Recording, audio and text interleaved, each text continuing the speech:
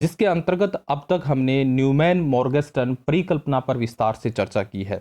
आज के इस वीडियो के अंतर्गत हम बात करेंगे एक नई परिकल्पना फ्रीडमैन स्वेज परिकल्पना, जो कि दोस्तों न्यूमैन मॉर्गेस्टन परिकल्पना में एक सुधार है। इसके अंतर्गत हम देखेंगे कि फ्रीडमैन स्वेज ने अनिश्चितता और जोखिम अर्थात अनसर्टेनिटी एंड रिस्क की स्थिति में उपभोक्ता किस प्रकार से व्यवहार करता है, उससे संबंधित अपने क्या विचार दिए हैं उन पर चर्चा करेंगे। चलते हैं दोस्तों आज के इस टॉपिक पर। जैसा कि दोस्तों हमने पिछले विश्लेषण में बर्नौली परिकल्पना पर चर्चा की है, जहां हमने देखा कि अधिकांश लोगों की मुद्रा आय की जो सीमांत उपयोगिता है वो कम हो जाती है आय में वृद्धि पर। जैसा कि दोस्तों हमने देखा कि ऐसे व्यक्ति हैं अधिकांशतः जो जोखिम से बचने का प्रयास करते हैं, जोखिम को टालने का प्रयास करते हैं, और उनका जो आय का उपयोगिता वक्र है वो कॉनकेव होता है, अवतल होता है, या हम यूँ कहें नतोदर होता है। और उसका कारण ये है कि जैसे जैसे उसकी आय में वृद्धि होगी, फलस्वरूप उसकी आय में वृद्धि के जो सीमांत उपयोगिता है वो कम हो जाएगी। अर्थात हम यूँ कहें कि कुल उपयोगिता में तो वृद्धि हो रही है, लेकिन कौन सी दर से? घटती दर से। तो ऐसी स्थिति में, जैसा कि हमने पिछले वीडियो में भी चर्चा की है, कि ऐसी स्थिति में एक व्यक्ति जो निष्पक्ष फेयर बाजी है, जो गैम्बलिंग है, उसको खेलने के लिए वो तैयार नहीं होता है। क्यों नहीं होता है? बर्नौली परिकल्पना के अनुसार मान ले कि इस स्थिति में है और इस स्थिति में उसको यहाँ उपयोगिता ये ओ ए प्राप्त हो रही है।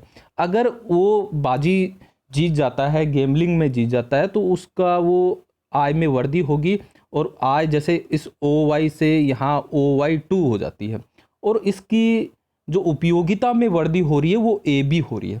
लेकिन दोस्तों हम यहाँ देखें कि दूसरी स्थिति देखें, क्योंकि निष्पक्ष फेरबाजी के अंतर्गत हमने जो प्रोबेबिलिटी ली है, संभावना ली थी, बर्नौली परिकल्पना के अनुसार वो ली थी 50-50, यानी 50% है संभावना वो जीतने की और 50% है हारने की। तो ऐसी स्थिति में अगर वो हार जाता है तब वो उसकी आय में कमी होगी, और वो आय घटकर कितनी हो जाएगी? यहाँ हम लेंगे ओ वाई वन। ऐसी स्थिति में उसकी उपयोगिता में कमी कितनी हो रही है? ए सी हो रही है, जो कि ए बी से बड़ी है। अर्थात यहाँ हम देखें कि वो किसी प्रकार का जुआ या जोखिम भरा निवेश करता है, उसमें आय में वृद्धि होने के फलस्वरूप उसकी उपयोगिता में इतनी वृद्धि नहीं होती जितनी वो गेमलिंग में हार जाता है, और उस आय में कमी के कारण उसकी उपयोगिता में ज़्यादा कमी होती है। इसलिए हमने बर्नौली परिकल्पना के अनुसार देखा कि ऐसा व्यक्ति क्या है? वो निष्पक्ष कौन सा होगा? जिसमें हमने देखा था 50% जो प्रोबेबिलिटी होती है, संभावना होती है जीतने और हारने की, इस प्रकार की बाजी वो नहीं खेलता है। और यहाँ हमने अधिकांश से उन्हीं लोगों को शामिल किया था कि बर्नौली परिकल्पना के अनुसार जिनकी आय में वृद्धि के साथ साथ उसकी सीमांत उपयोगिता मार्जिनल यूटिलिटी कम होती जाती है। अर्थात हमने ये देखा कि उपयोगिता वक्र तो बढ़ता है, पॉजिटिव स्लोप का होता है, लेकिन क्या होता है? वो कॉनकेव होता है, अवतल होता है। लेकिन सभी लोगों की मुद्रा आय की सीमांत उपयोगिता कम हो जाती है। जैसा कि बर्नौली परिकल्पना के अनुसार हमने देखा, तो दुनिया भर में जो लोगों के बीच जुए या गैम्बलिंग का कार्य चल रहा है, लोग गैम्बलिंग करते हैं, जोखिम भरा निवेश करते हैं, जुआ खेलते हैं, तो उसको हम किस प्रकार से समझेंगे अगर सीमांत उपयोगिता को कम लेकर चलें? तो इसके अलावा हम यूँ देखें, क्यों कुछ लोग वास्तव में बहुत जोखिम भरी परिस्थितियों में चुनाव करना पसंद करते हैं? जैसे कई लोग जुआ या दौड़ में अब पैसे लगाते हैं। क्या ये लोग तर्कहीन है, विचारहीन है, रेशनल नहीं है? क्या वे मज़े और आनंद के लिए जुआ खेलते हैं? ये तमाम सवाल हमारे दिमाग के अंतर्गत आते हैं। इतना फिर लोग फिर हम देखें कि अगर सभी की जो मुद्रा आय की सीमांत उपयोगिता कम हो रही है आय में वृद्धि के लिए, तो लोग फिर भी क्यों दौड़ में, जो घोड़ा दौड़ है, उसमें पैसा लगाते हैं? विभिन्न जुए में क्यों संलग्न होते हैं? क्यों वो ऐसा कार्य करते हैं? क्या उनके पास दिमाग नहीं है? वो तर्कहीन है क्या? सोचते नहीं है क्या? या फिर वो मज़े और आनंद के लिए खेलते हैं? तो इन सवालों का जवाब हम किस प्रकार से दे पाएंगे उसकी आगे हम बात करेंगे, लेकिन उससे पहले हम वाटसन के जो कथन है उस पर चर्चा करना चाहेंगे।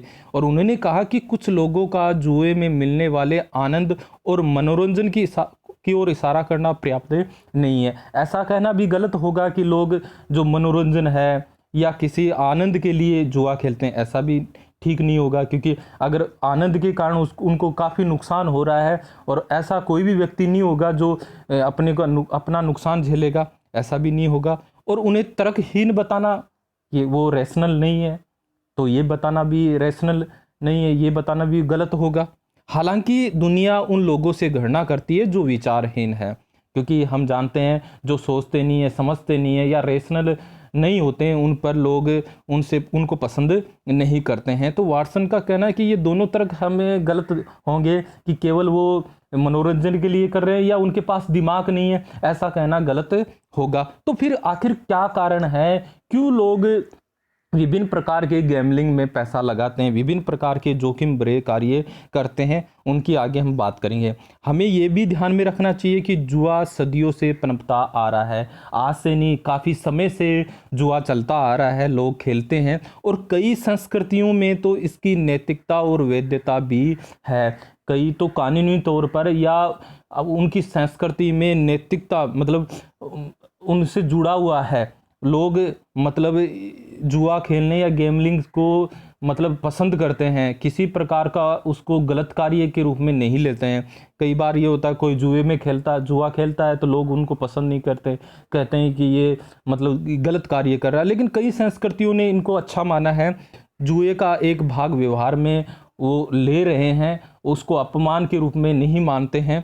तो हम इनकी सभी की बातें करेंगे और इसकी हम देखेंगे कि फ्रीडमैन स्वेज ने किस प्रकार से व्याख्या की है कि क्यों लोग विभिन्न परिस्थितियों में जुआ गैम्बलिंग का कार्य करते हैं या बीमा करते हैं। हमने देखा कि कई ऐसे रिस्क लोगों के सामने उत्पन्न होते हैं जहां वो विभिन्न इंश्योरेंस बीमाएं भी करते हैं और बीमा के लिए वो प्रीमियम भी देते हैं।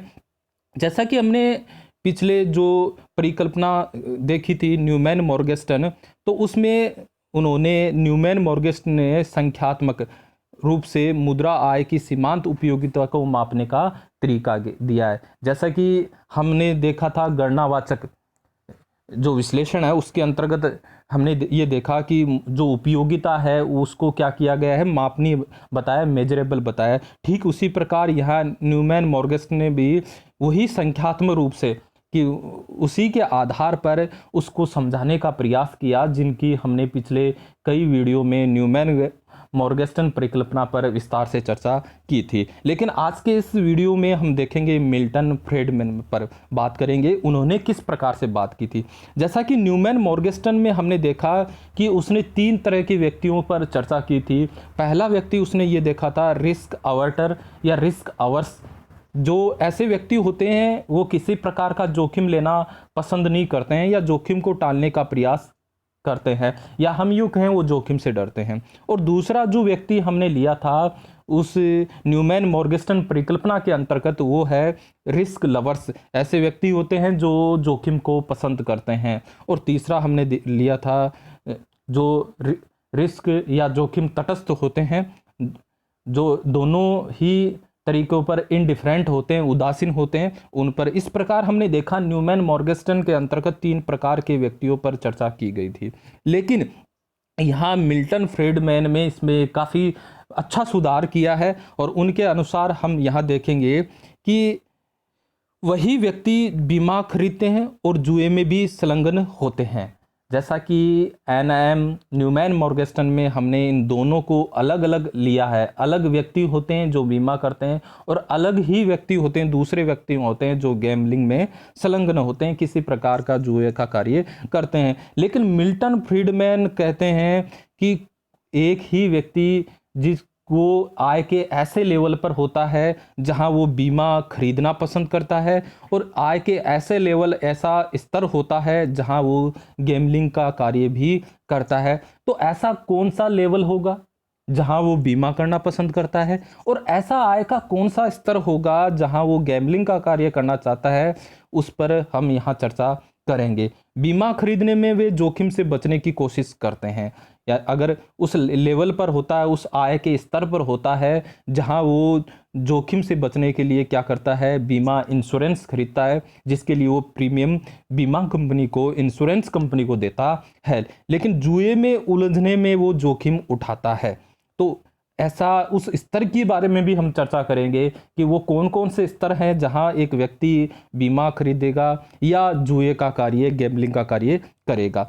इस व्यवहार को समझने के लिए फ्रीडमैन स्वेज ने आय की सभी श्रेणियों के लिए जो विभिन्न लेवल हैं, विभिन्न आय स्तर हैं, जो निम्न आय लेवल हैं, मीडियम वाले हैं या उच्च आय लेवल, यानी हम समाज में देखते हैं कुछ ऐसे व्यक्ति होते हैं जो निम्न आय स्तर पर होते हैं, धीरे धीरे उनकी आय में वृद्धि होती है, वो जो मध्यम आय वर्ग है उसमें शामिल होते हैं और उनकी आय फिर और बढ़ती है या उच्च आय स्तर में आ जाते हैं। तो कितने भी जो समाज में आय वर्ग हैं उनकी मुद्रा की जो उपयोगिता कम करने की जो बर्नौली परिकल्पना है, जिसकी हमने पिछले चर्चा की है, उसको छोड़ दिया है कि सभी को, जैसे बर्नौली परिकल्पना के अनुसार हमने देखा कि इन्होंने सभी व्यक्तियों का या सभी जो आय स्तर है वहाँ उन्होंने एक समान बात ली कि आय में वृद्धि से उनकी की जो मार्जिनल यूटिलिटी जो मुद्रा आय से प्राप्त होती है वो क्या होती जा रही है, कम होती जा रही है। तो इसको छोड़ दिया है किसने, फ्रीडमैन स्वेज ने। दोस्तों जैसा कि हमने ये देखा था जब हमने यूटिलिटी एनालिसिस पढ़ा था, वहाँ भी हमने देखा कि किसी भी वस्तु की इकाइयों में वृद्धि होती है, जैसे जैसे इकाइयों में वृद्धि होती है प्राप्त उपयोगिता उससे हमें कैसे प्राप्त होती है, घटती हुई प्राप्त होती है। ठीक उसी प्रकार बर्नौली परिकल्पना में भी यही लिया गया कि जैसे जैसे आय में वृद्धि होगी तो क्या होगा कि कुल उपयोगिता में तो वृद्धि होगी लेकिन कौन सी दर से, घटती हुई दर से, अर्थात जो मार्जिनल यूटिलिटी है वो क्या होती जाएगी, कम होती जाएगी। लेकिन फ्रीडमैन स्वेज ने इस अवधारणा को में संशोधन किया और उनके अनुसार एक और परिकल्पना को उन्होंने अपनाया है और उसके अनुसार परिकल्पना हाइपोथेसिस, जिसके अनुसार अधिकांश लोगों के लिए मुद्रा आय की सीमांत उपयोगिता आय के एक निश्चित स्तर तक कम होती है। कहने का मतलब यह है कि जैसे जैसे लोगों की आय में वृद्धि होती जाती है तो एक ऐसा लेवल उन व्यक्तियों का आएगा, आय का स्तर, वहाँ तक उसकी जो उपयोगिता जो सीमांत उपयोगिता है, मार्जिनल यूटिलिटी है, वो क्या होती जाती है, कम होती जाती है। अर्थात जो मुद्रा आय की जो कुल उपयोगिता है उसमें तो वृद्धि होती है लेकिन कौन सी दर से, घटती हुई दर से, ठीक है, डिमिनिशिंग रेट के अनुसार। ठीक है, ये किसके अनुसार, फ्रीडमैन स्वेज के अनुसार। और उस निश्चित जो लेवल है, उस निश्चित स्तर तक पहुंचने के बाद फिर भी उसकी आय में वृद्धि होती है, जिसको मध्यम स्तर कहा गया है, मीडियम लेवल कहा गया है, उसमें वो बढ़ती है, अर्थात सीमांत उपयोगिता में वृद्धि होती है। यहाँ हम यूँ कहें कि कुल उपयोगिता वक्र है जो मुद्रा आय का, वो पॉजिटिव स्लोप का तो होता ही है लेकिन उसमें उस स्थिति में वो क्या होगा, कॉन्वेक्स होगा, अर्थात वहाँ सीमांत उपयोगिता बढ़ती हुई होती है।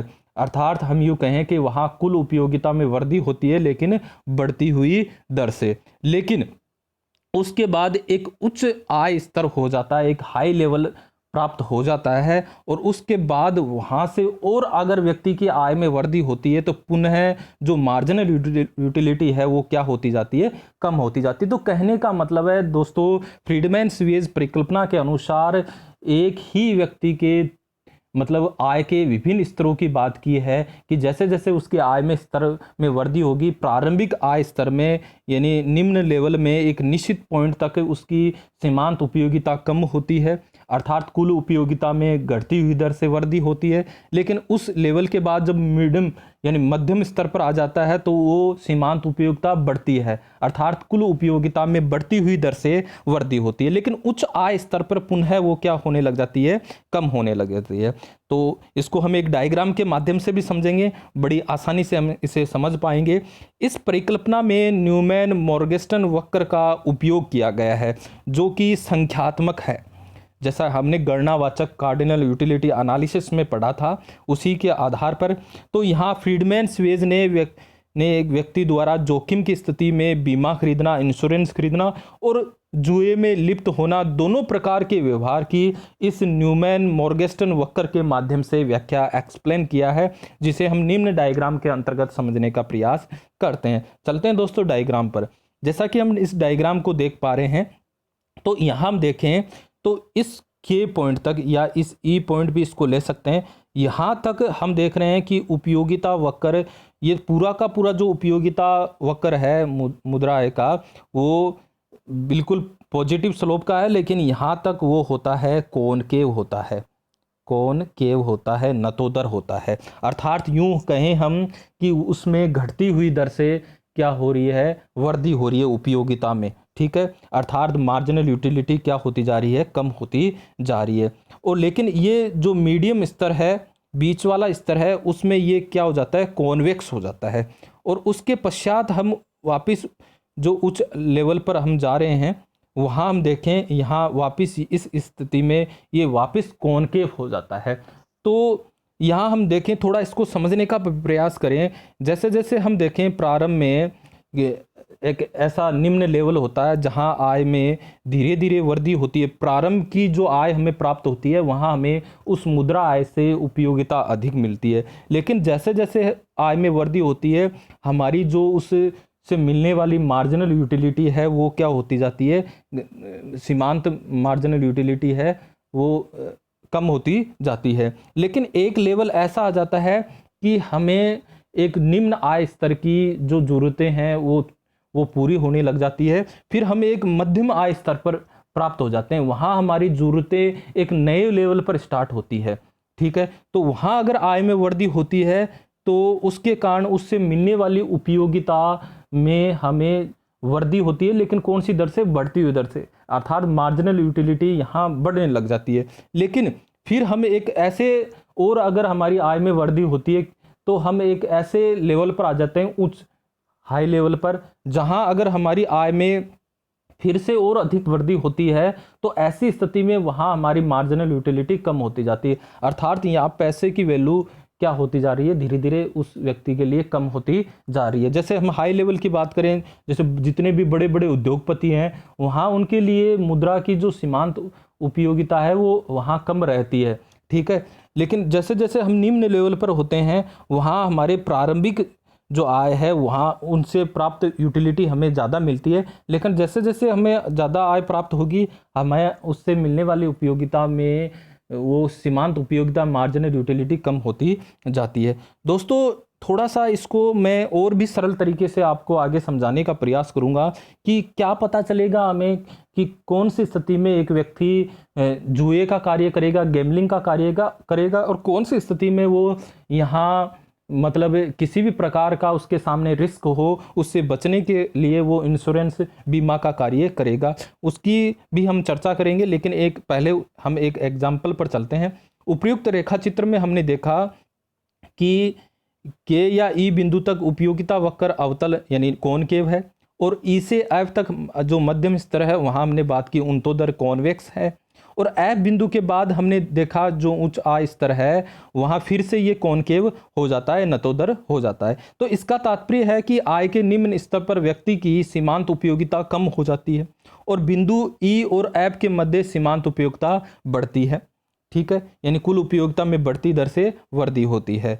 परंतु एफ बिंदु के आगे सीमांत उपयोगिता में क्या होती है, कमी होती है। यानी जो मध्यम आय वर्ग होता है उनकी जो वहाँ हम देखेंगे वहाँ जो सीमांत उपयोगिता है वो कैसे होती है, बढ़ती हुई होती है। विभिन्न उनको ऐसी ज़रूरतें प्राप्त, उनको उस आय के द्वारा उनकी ज़रूरतें पूरी होती है, जैसे विभिन्न वो जैसे रेफ्रिजरेटर खरीदना, एसी खरीदना, टीवी खरीदना या विभिन्न जैसे लग्जरी गुड्स खरीदना। तो वहाँ उनकी जैसे जैसे आय में वृद्धि होती है उनसे प्राप्त जो उपयोगिता, सीमांत उपयोगिता वो बढ़ने लग जाती है। क्योंकि जो हमने एक स्तर जो निम्न लेवल देखा है वहाँ तो वो अपने जो मूलभूत आवश्यकताएं हैं उनको ही पूरा कर पाता है, अपने परिवार का एक सामान्य जीवन यापन कर पाता है। लेकिन मीडियम लेवल में आता है तो वो कुछ और अच्छी ज़िंदगी जीने के लिए प्रयास करता है, और उसकी ऐसी स्थिति में उसकी आय में वृद्धि होने पर उसकी सीमांत उपयोगिता में वृद्धि होती है, ठीक है। हम देखेंगे फ्रीडमैन स्वेज ने एक व्यक्ति रिस्क अवर्टर जो बीमा खरीदता है, अर्थात ऐसा व्यक्ति जो जोखिम से बचने का प्रयास करता है, जोखिम को टालने का प्रयास करता है, उसके व्यवहार पर। दूसरा रिस्क लवर्स, ऐसा व्यक्ति जो लॉटरी टिकट खरीदता है के व्यवहार को किस प्रकार से समझा है। और हम यहाँ देख रहे हैं फ्रीडमैन स्वेज ने एक ही व्यक्ति की बात की है कि वो विभिन्न जो इनकम लेवल है वहाँ वो कई बार तो वो रिस्क अवर्टर की तरह कार्य करता है, यानी बीमा खरीदता है, और कई बार वो रिस्क लवर्स के तरह भी कार्य करेगा। तो वो कौन सा लेवल है कि वहाँ वो जोखिम से बचने के लिए बीमा इंश्योरेंस खरीदेगा, और ऐसा कौन सा लेवल इनकम का होगा जहाँ वो लॉटरी टिकट खरीदता है, तो उसकी हम बात करेंगे। तो हाँ, यहाँ हम एक एग्जाम्पल ले रहे हैं। माना एक व्यक्ति है जिसकी वर्तमान आय 35,000 रुपये है, जो एनम उपयोगिता वक्र के अवतल कोण के भाग की बिंदु सी से संबंधित है। जैसा कि हम डायग्राम में समझें तो यहाँ हम देख रहे हैं ये 35,000 ये रही आय, और यहाँ से लेकर यहाँ तक इस ई या के पॉइंट तक देखें ये कॉनकेव है, और यहाँ ये सी बिंदु से हम समझ रहे हैं कि ये सी बिंदु यहाँ तक इस पर है। ये 35,000 उसको क्या है, आय प्राप्त हो रही है, वर्तमान आय है।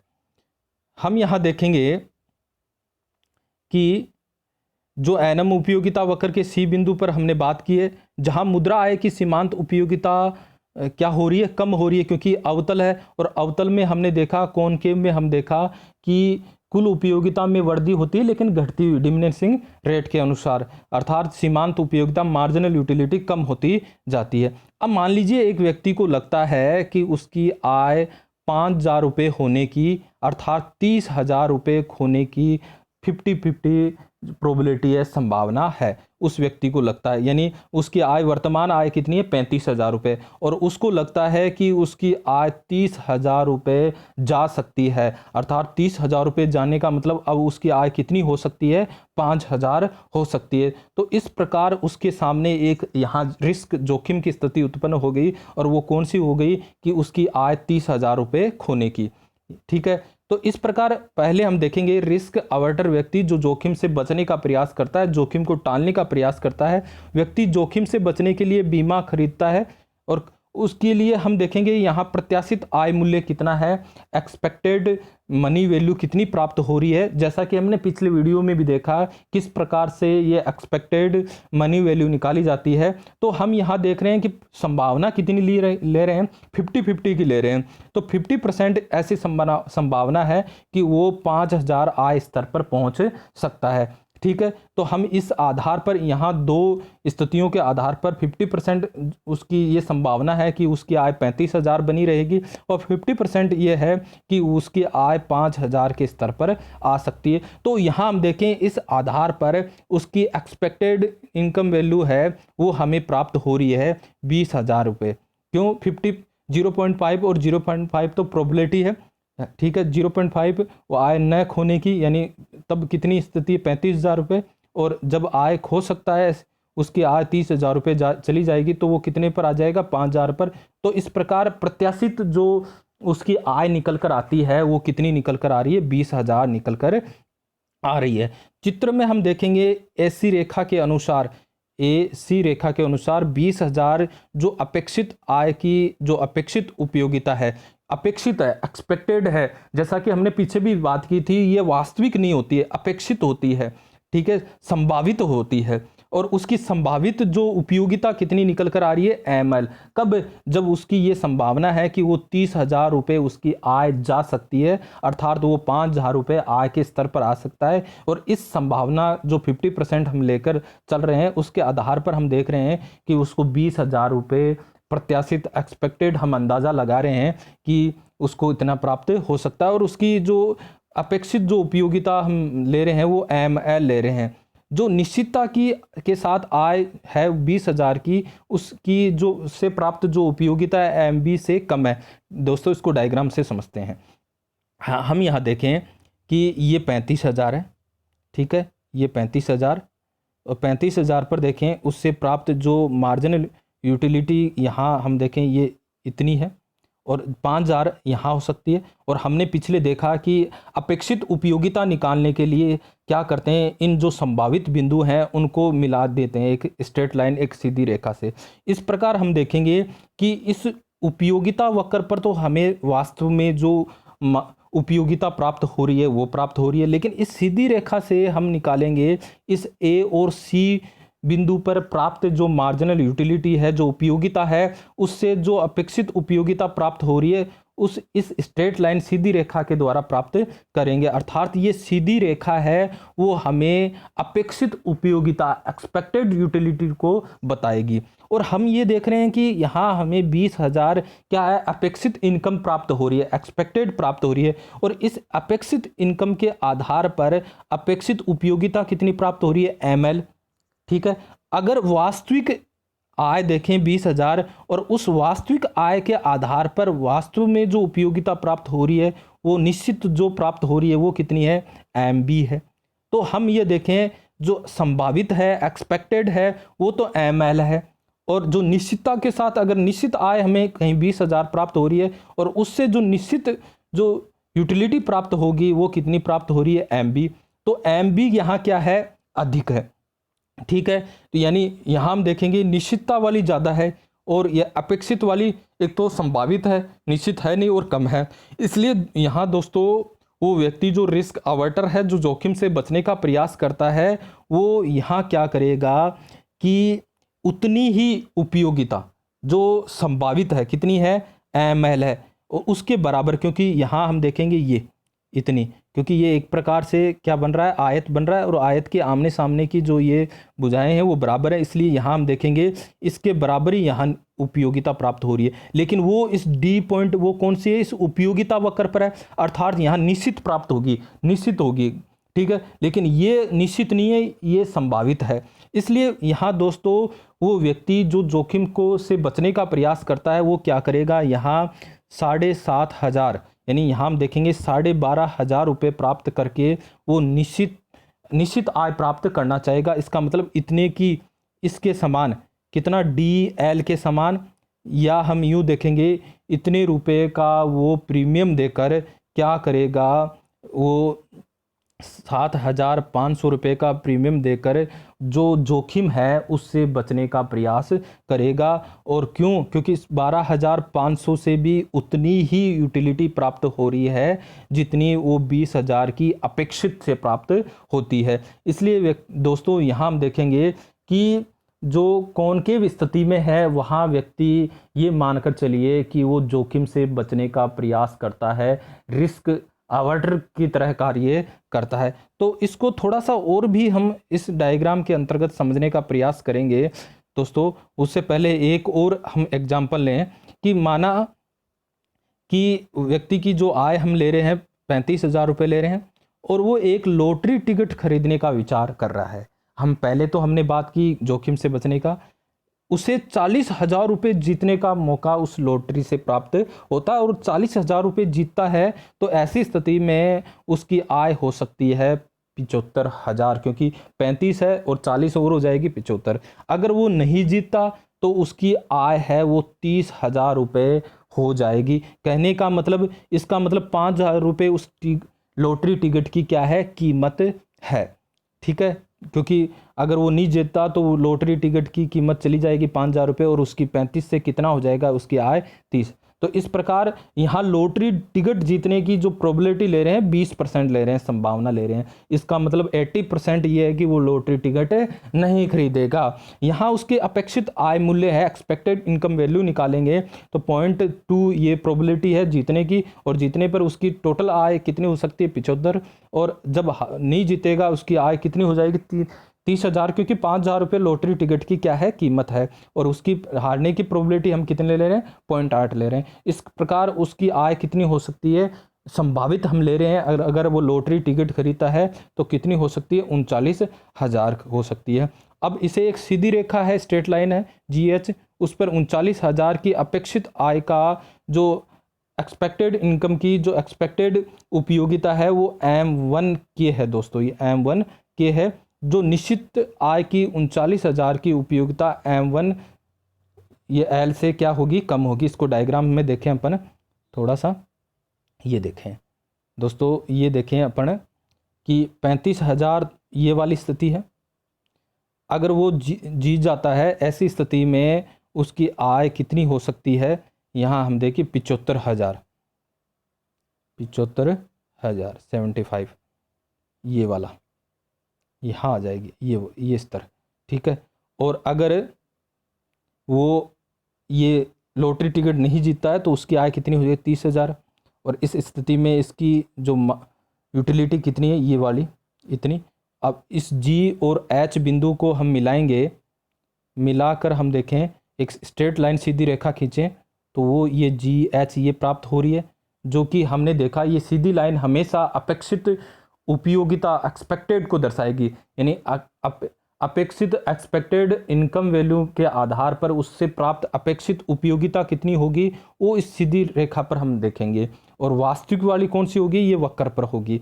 तो हम यहाँ देखें तो इस प्रकार अपेक्षित जो आय प्राप्त हो रही है, एक्सपेक्टेड इनकम प्राप्त हो रही है, वो कितनी हो रही है, 39,000। और उससे प्राप्त जो अपेक्षित उपयोगिता कितनी हो रही है, वो हो रही है ये RM1 या M1R बोल सकते हैं इसको, M1R बोल सकते हैं, ये एक्सपेक्टेड है। और वास्तविक कितनी हो रही है, M1K हो रही है। वास्तविक कितनी हो रही है, ये वाली।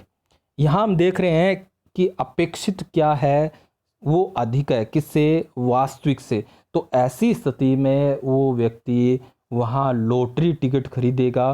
क्यों खरीदेगा, क्योंकि वो एक बड़ा यहाँ प्रयास करना चाहता है, क्योंकि वो हम देखेंगे ये वाला भाग कौन सी स्थिति में आ रही है, कॉन्वेक्स में आ रही है। क्योंकि यहाँ हम देखेंगे उसकी उपयोगिता क्या होगी, मार्जिनल यूटिलिटी क्या होगी, बढ़ती हुई प्राप्त होगी, अर्थात उसकी आय में वृद्धि होगी तो उसकी कुल उपयोगिता में बढ़ती हुई दर से वृद्धि होगी। तो इसलिए ऐसी स्थिति में वो व्यक्ति क्या करेगा कि यहाँ लॉटरी टिकट खरीदेगा। दोस्तों इसको थोड़ा सा मैं आपको और सरल तरीके से इसको समझाऊं तो हम देखें कि ये आप जो सीधी सरल रेखा देख रहे हो, अगर इस स्थिति में हो तो हम देख रहे हैं कि ये सीधी सरल रेखा क्या है, नीचे की तरफ है, जो कि अपेक्षित को दर्शा रही है। और यहाँ क्या है, ये वास्तविक को है। अपेक्षित वाली कम है, अपेक्षित वाली कम है किससे, वास्तविक से। तो ऐसी स्थिति में हम देखेंगे कि वो व्यक्ति किसी प्रकार का लॉटरी टिकट या जोखिम का कार्य नहीं करेगा। क्यों नहीं करेगा, क्योंकि वास्तविक वाली उसकी अधिक है। अगर यहाँ वो क्या करेगा, रिस्क के बचने का प्रयास करेगा, इंश्योरेंस का कार्य करेगा। लेकिन अगर उपयोगिता वक्र हम देखें यहाँ की स्थिति में वो क्या है, कॉन्वेक्स है। तो यहाँ देखें अपेक्षित वाली ज़्यादा है, तो ऐसी स्थिति में वो क्या करेगा, एक्सपेक्टेड वाली ज़्यादा है, इसलिए यहाँ जोखिम भरा कार्य करेगा। क्योंकि उसकी जो मार्जिनल यूटिलिटी है वो बढ़ती हुई होती है, क्योंकि वो बड़ा फ़ायदा लेना चाहता है, क्योंकि उससे आय में वृद्धि से उसकी उपयोगिता में वृद्धि हो रही है। और कौन सी दर से, कुल उपयोगिता में वृद्धि हो रही है, कौन सी, बढ़ती दर से। इसलिए दोस्तों आप ये देख लेना, ये सीधी रेखा खींच के देख लिया करो आप। अगर ये सीधी रेखा नीचे है, इसका मतलब वो लॉटरी टिकट नहीं खरीदेगा या जोखिम का कार्य नहीं करेगा, इंश्योरेंस करेगा। अब हम यहाँ देखें कि इस प्रकार वो व्यक्ति लॉटरी टिकट खरीदेगा यानी जुआ खेलेगा। अब हम व्यक्ति की आय 50,000 रुपये लेते हैं और मध्यम आय वर्ग में आते हैं, जहां मुद्रा आय की सीमांत उपयोगिता बढ़ रही है। हम यहाँ व्यक्ति के व्यवहार को देख रहे हैं। अगर 55,000 या उससे अधिक आय स्तर पर हो, यानी FS दूरी पर हो, तो इसलिए वहाँ मुद्रा की जो सीमांत उपयोगिता क्या हो रही है, घटती हुई हो रही है। इसलिए यहाँ वो किसी भी प्रकार का जोखिम भरा कार्य नहीं करेगा। अगर अनुकूल परिस्थितियाँ, अच्छी परिस्थितियाँ तो वो कर सकता है, लेकिन अधिकांशतः हम देखेंगे मुख्य रूप से वो किसी प्रकार का यहाँ जोखिम भरा निवेश कार्य नहीं करेगा। क्योंकि हम इस डायग्राम में देखें तो ये इस F बिंदु के आगे फिर से अगर यहाँ वापस ये क्या हो रही है, ये कॉनकेव हो रहा है, अर्थात उससे प्राप्त उपयोगिता कैसी होती है, घटती हुई होती है। सीमांत उपयोगिता घटती हुई प्राप्त हो रही है, मार्जिनल यूटिलिटी। इसलिए यहाँ इस FS से आगे वाले भाग में किसी प्रकार का वो जोखिम भरा कार्य नहीं करना चाहेगा, यानी लॉटरी टिकट वगैरह वो नहीं खरीदेगा। क्योंकि हम देखें दोस्तों, जैसे बड़े उद्योगपति है, वो आय के ऐसे लेवल पर स्थित हैं, उच्च लेवल पर है, उनके पास ढेर सारा पैसा है, तो ऐसी स्थिति में वो क्या करेंगे, कोई जोखिम भरा कार्य नहीं करेंगे, क्योंकि उनको इतने पैसे की कहीं आवश्यकता नहीं रही, उनके पास ही बहुत पैसा है, उनको खुद को ही पता नहीं कितना है, इसलिए वहाँ वो जोखिम भरा कार्य नहीं करेंगे। नीचे वाले भाग में देखेंगे वहाँ भी नहीं करेंगे, क्योंकि ऐसे लोग हैं निम्न स्तर पर हैं, निम्न लेवल पर हैं कि उनकी आय में वृद्धि होने पर इतना फायदा नहीं होगा जितना उसकी आय में कमी होने पर नुकसान हो रहा है।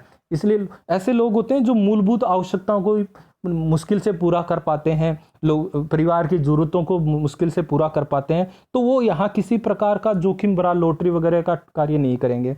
लेकिन इस स्तर पर आ जाते हैं, वहाँ क्या होता है कि ऐसे लोग होते हैं जो उनकी उपयोगिता वक्र बढ़ता हुआ होता है और वो एक ऐसा छोटा प्रयास करना चाहते हैं, जैसे यहाँ 5,000 रुपये लॉटरी टिकट खरीद कर वो मतलब ऐसी स्थिति पर जाना चाहते हैं कि अगर उसकी आय में वृद्धि हो जाएगी तो उनकी तमाम ज़रूरतें पूरी हो सकती है। इसलिए ऐसा उपयोगिता वक्र जो कॉन्वेक्स होता है, उस लेवल के व्यक्ति क्या कर सकते हैं, जो लॉटरी टिकट है या गैम्बलिंग का कार्य कर सकते हैं। तो इस प्रकार हमने इसको समझा है। आगे हम देखें इसमें, तो फ्रीडमैन स्वेज का मानना है कि एनएम उपयोगिता वक्र विभिन्न सामाजिक आर्थिक समूहों में जोखिम के प्रति लोगों के व्यवहार या दृष्टिकोण एटीट्यूड को इंगित कर रहा है कि किस प्रकार सामाजिक आर्थिक जो विभिन्न सामाजिक जो सोशल जो व्यक्ति हैं या आर्थिक लेवल पर आधार पर अपन दो तरीके से हम यहाँ बंटवारा कर रहे हैं, सामाजिक आधार पर और इकोनॉमिक आधार पर। किसी भी तरीके के उनके व्यवहार पर यहाँ हम बात करें, वे इस बात को स्वीकार करते हैं कि एक ही सामाजिक आर्थिक समूह के भीतर व्यक्तियों के बीच कई अंतर होते हैं, अर्थात कुछ जुए को पसंद करते हैं और अन्य किसी भी जोखिम को, और कोई अन्य व्यक्ति हैं वो जोखिम को लेना पसंद नहीं करते हैं। तो फ्रीडमैन स्वेज का मानना है कि जो मध्यम वर्ग है, जो अधिकांश वर्गों की भविष्यवाणी इस प्रकार से करते हैं कि मुद्रा की बढ़ती सीमांत उपयोगिता वाले जो मध्यम आय वर्ग के लोग हैं, उनके लिए वे तर्क देते हैं कि वो अपनी आर्थिक स्थिति में सुधार करने के लिए जोखिम लेने के उत्सुक होते हैं, क्योंकि वो छोटा सा यहाँ प्रयास करना चाहते हैं। जैसे लॉटरी टिकट हमने 5,000 की बात की है, इस समूह के व्यक्तियों के लिए अधिक धन की उम्मीद का मतलब है यदि उनका प्रयास सफल हुआ तो वो खुद को अगले उच्च सामाजिक आर्थिक वर्ग में शामिल कर लेंगे, एक हाई लेवल इनकम पर वो अपने आप को ले जाएंगे। और ये व्यक्ति न केवल अधिक उपभोक्ता सामान चाहते हैं, मैंने अभी बात की थी कि विभिन्न प्रकार के जो हम देखते हैं जैसे फ्रीज वगैरह है, एसी वगैरह है, कार वगैरह है, तो इस प्रकार के विभिन्न जो उपभोक्ता सामान है वो खरीदना वो आवश्यक समझते हैं, कब जब वो उस लॉटरी टिकट में वो जीत जाते हैं। उन्हें उच्च सामाजिक स्तर पर देखने की महत्वाकांक्षा है, वो सोचते हैं अगर मैं वो लॉटरी टिकट खरीद लूँगा तो मैं एक हाई लेवल पर चला जाऊँगा, और उनकी जीवन शैली को वो अपनी जीवन शैली को बदलने के लिए जोखिम उठाना चाहते हैं। तो इस प्रकार हम देख रहे हैं कि मीडियम जो आय लेवल का है, जो कॉन्वेक्स वाला है, वो ही केवल क्या कर सकता है, इस लेवल स्तर पर अगर वो चला जाता है तो वो यहाँ एक छोटा प्रयास लॉटरी टिकट या विभिन्न प्रकार के गैम्बलिंग के कार्यों के द्वारा वो करना चाहेगा। लेकिन हम देख रहे हैं इस लेवल पर या इस लेवल पर अगर व्यक्ति पहुंच जाता है तो वो किसी प्रकार का जोखिम भरा कार्य या गैम्बलिंग का कार्य नहीं करेगा, क्योंकि वो जानता है इस हाई लेवल पर, तो वो ये जानता है कि उसकी आय इतनी अधिक है कि उसे आवश्यकता नहीं है किसी प्रकार का जोखिम भरा कार्य करने का। और निम्न आय वर्ग वाला भी ये देख रहा है कि मेरे पास अगर मैं यहाँ हार गया तो मेरी स्थिति और भी ज़्यादा दयनीय हो जाएगी, खराब हो जाएगी, इसलिए वो यहाँ जोखिम भरा कार्य नहीं करना चाहता। यहाँ वो ऐसा प्रयास करता है कि अगर मैं आज जीत गया तो मैं एक हाई लेवल पर चले जाऊँगा, मेरी ज़रूरतें पूरी हो जाएगी, मैं विभिन्न जो सामान वस्तुएं खरीदना चाहता हूँ वो मुझे प्राप्त हो जाएगी। तो इस प्रकार ये फ्रीडमैन स्वेज ने बात की है एक ही व्यक्ति के द्वारा। हमने देखा कि न्यूमैन मॉर्गेस्टन ने अलग अलग व्यक्तियों पर बात की थी कि अलग अलग व्यक्ति होते हैं, लेकिन इसमें इसने सुधार किया। फ्रीडमैन स्वेज ने एक ही व्यक्ति पर बात की कि वो किसी ऐसे लेवल स्तर पर आ जाता है जहां वो क्या नहीं करता, गैम्बलिंग का कार्य नहीं करता, और कुछ स्थितियों में ऐसा होता है तो वो क्या करता है, बीमा। तो हम यहाँ देखें, यहाँ तो वो क्या करेगा, इंश्योरेंस करेगा, बीमा, और यहाँ भी बीमा करना चाहेगा। और इस स्थिति में हम देखेंगे कि वो क्या कर सकता है, गैम्बलिंग का कार्य कर सकता है। लेकिन दोस्तों यहाँ हम देखें कि बीमा की बात करें इस ऐप से एच वाले विभाग पर, यहाँ वो गैम्बलिंग का कार्य तभी करेगा जब उसको बहुत ही ज़्यादा अनुकूल लगे, अच्छी कंडीशन लगे, अच्छी परिस्थिति लगे, तब वो विचार कर सकता है। लेकिन हम मुख्य रूप से ये देखें कि फ्रीडमैन सीवेज के अनुसार यहाँ वो किसी प्रकार का गैम्बलिंग का कार्य नहीं करेगा। तो इस प्रकार ये फ्रीडमैन सीवेज परिकल्पना है। और दोस्तों सारी की सारी ये इस यूटिलिटी कर्व पर आधारित है। हमने इंडिफरेंस कर्व देखा था, उसमें थोड़ा अंतर है, ये दोनों में अंतर है। वहाँ हमने देखा था कि किसी एक वस्तु की अगर हम क्या कर रहे हैं, वृद्धि कर रहे हैं, तो दूसरी वस्तु में उत्तरोत्तर क्या हो रही है, घटती हुई दर से हम उसको क्या कर रहे हैं, त्याग रहे हैं, कम कर रहे हैं। तो यहाँ हम देख रहे हैं कि उस इंडिफरेंस कर्व में वो जो इंडिफरेंस कर्व होता है वो मूल बिंदु के प्रति कॉन्वेक्स होता है, लेकिन वो दर कौन सी, जो एमआरएस होती है, प्रतिस्थापन की सीमांत दर, वो क्या होती है, घटती हुई होती है। लेकिन यहाँ ठीक उल्टा है, जब वक्र क्या होता है, पॉजिटिव स्लोप का होता है। जब हमने देखा इंडिफरेंस कर्व है वो क्या होता है, नेगेटिव स्लोप का होता है। यहाँ जो मुद्रा आय का जो हमने कर्व बनाया है वो पॉजिटिव स्लोप का बनाया है। और यहाँ अगर इस आय में वृद्धि हो रही है और उसके कारण उपयोगिता में घटती हुई दर से वृद्धि हो रही है, तो ऐसी स्थिति में ये कॉनकेव होगा, और बढ़ती हुई दर से होगी तो ये कॉन्वेक्स होगा। तो यहाँ मार्जिनल यूटिलिटी घटती हुई होती है और यहाँ मार्जिनल यूटिलिटी बढ़ती हुई होती है। थोड़ा सा इसमें अंतर है। और ये मैंने बताया स्ट्रेट लाइन के द्वारा आप पता लगा लीजिए। ये स्ट्रेट लाइन हमेशा एक्सपेक्टेड, अपेक्षित को दर्शाती है। तो इसके आधार पर हम इसको समझ सकते हैं। आज के लिए बस इतना ही दोस्तों, धन्यवाद।